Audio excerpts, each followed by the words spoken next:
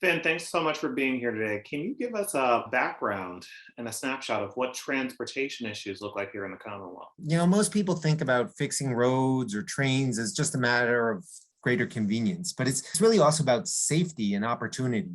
Traditionally, Massachusetts has been a transportation leader. We built the nation's first bridge, the first divided highway, the first canal, the first subway, the first lighthouse. I spent much of the pandemic near the Highland Lighthouse towards the tip of Cape Cod.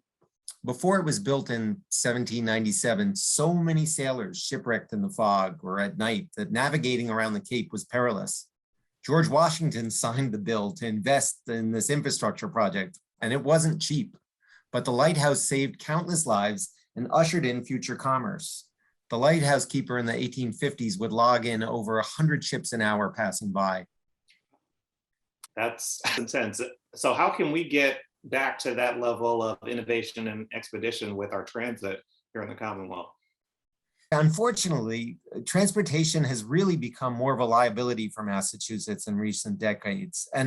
And really, it's about the billions in backlogs that we have for transportation improvements that have been forestalled. US News and World Report does this ranking of states, and Massachusetts consistently places among the worst tier for transportation.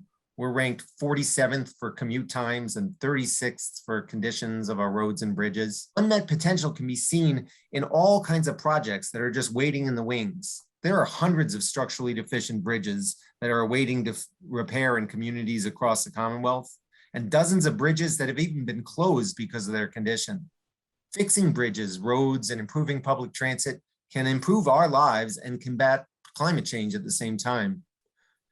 That's really important. Transportation are also often worsening racial inequalities. Black and Latinx travelers in Massachusetts generally face longer commutes than white people do. The communities they live in tend to have worse air pollution from the nearby highways. Poor transportation options keep people of all races who are isolated in poverty from connecting to job opportunities. That's really important to hear that transit issues are racial justice, economic justice, climate justice issues. What's one thing that viewers can take away from today's conversation to get involved? The good news is that investing resources in transportation works. We know from the past that when we step up investment, bridges get fixed. We know that public transit improvements that are stuck on the drawing board will better connect communities and will improve people's lives when they get built. We all have an opportunity to be part of a solution in November when the fair share ballot question gets voted on. Like that lighthouse, we can bring those needed investments to transportation that are going to improve our lives. Finn, thank you so much for that update.